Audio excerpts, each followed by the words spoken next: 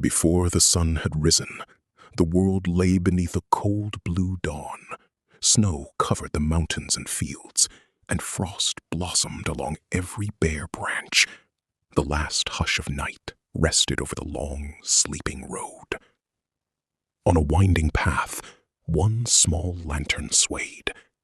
7-year-old Shim Cheong walked ahead, guiding her father as his cane searched the frozen ground. Footsteps marked the snow. "Father, there is a stone ahead. Hold my hand." Shim Hakyu lifted his foot carefully and followed the warmth of her voice. "Are you cold, Cheong?" her father asked. "Not while I'm with you. Home is close," she replied. She turned from the wind and held the lantern to her chest, guarding its flame. Snow gathered on her shoulders, but she kept walking. Behind them, footprints and cane marks crossed the quiet snow. Why had this little girl become her father's eyes? For the answer, we return to a dream before her birth.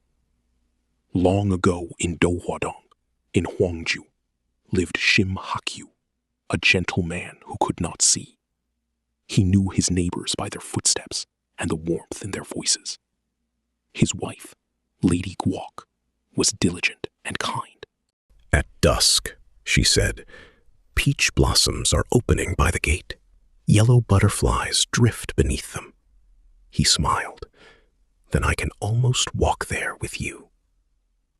Though poor, the couple longed for one thing, a child.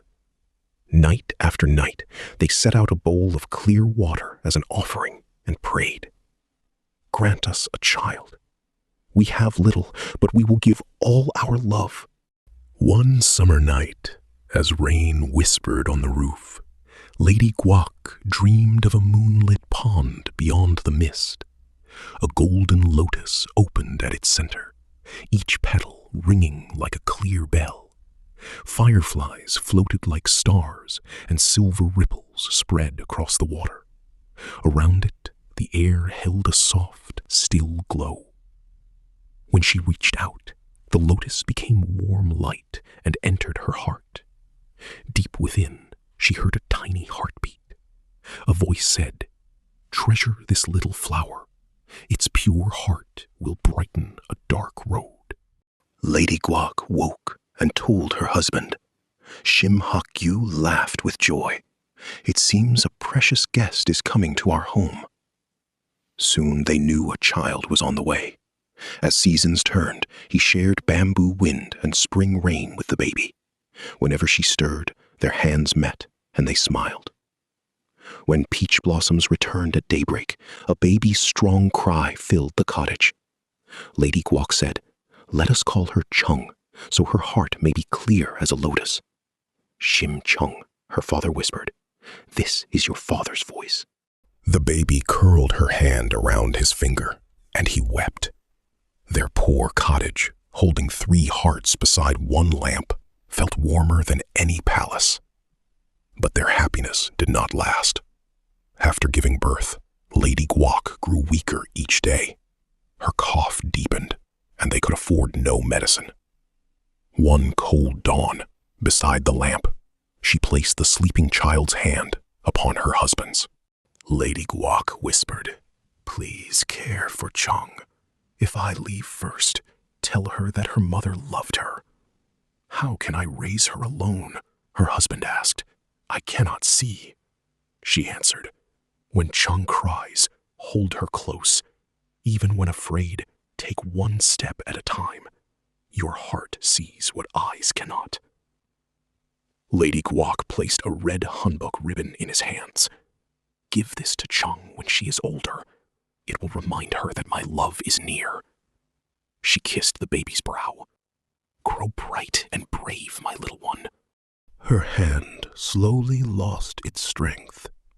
At the same moment, the lamp went out, and the first snow began to fall beyond the window. From then on, Cheong heard her father's uncertain song instead of her mother's lullaby. But the newborn had no milk. Shim Hakyu wrapped Cheong safely against his back, and went alone into the rain. "Please, will someone nurse my child, just for a little while?" House after house, every door stayed closed. On the wet path, he slipped and fell to his knees. Before thinking of his own pain, he reached back to check the baby. "Cheong, did I frighten you? Father will never let you fall." At last, a woman opened her gate. "Come inside. The poor child is soaked." The woman held Cheong close and nursed her. Her tiny fist slowly opened, and only then did Shim Cheong let out the breath he had been holding. He bowed deeply. "I will remember this kindness all my life." The woman said, "Raise her well. Kindness always finds its way home." Neighbors brought rice porridge, a worn jacket, and a little cradle. Shim Cheong vowed that Cheong would remember every kindness and pass it on. Wrapped in that love, Cheong grew strong. Taking her first unsteady steps into her father's arms, she spoke her first word, "Father." He taught her to see through sound. That sparrow calling twice is perched beneath the nearby eave. Hear how the wind through bamboo rustles like waves. Cheong closed her eyes and listened. "You're right. Even with my eyes closed, I can hear the world." Then Cheong taught him colors. Warm sunlight on his hand was yellow. Cool stream water on his fingertips was blue. "And what color is your voice?" he asked softly. "Lantern light," she answered. "A warm light that guides you home, even in the dark." Springs passed, and Cheong grew clever and kind. Each morning she carried water and swept the yard. Each evening she cooked porridge. The pail was heavy and smoke stung her eyes, yet she always tried again. She still found time to laugh with friends.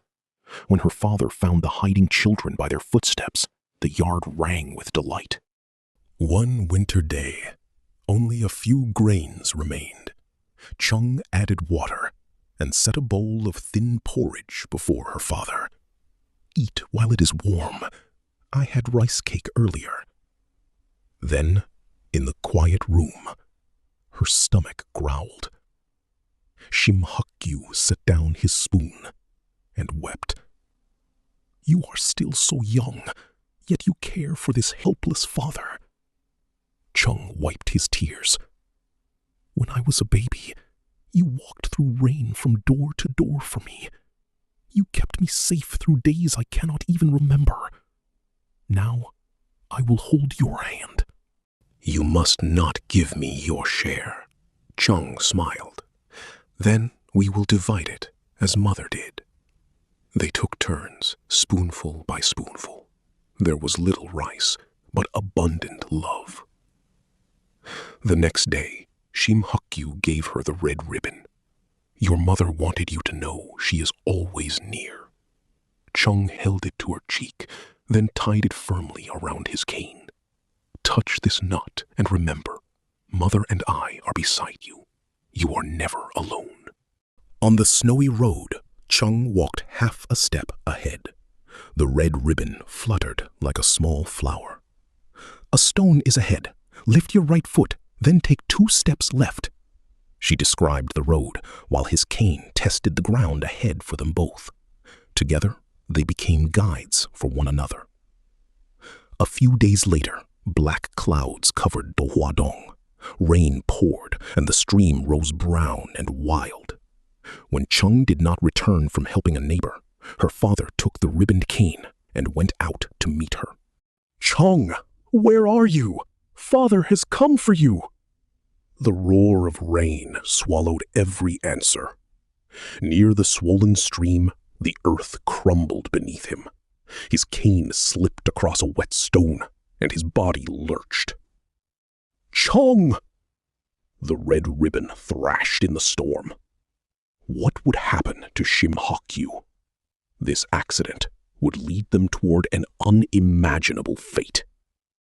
The Tale of Shim Cheong continues in Episode 2, The Promise of 300 Sok of Rice.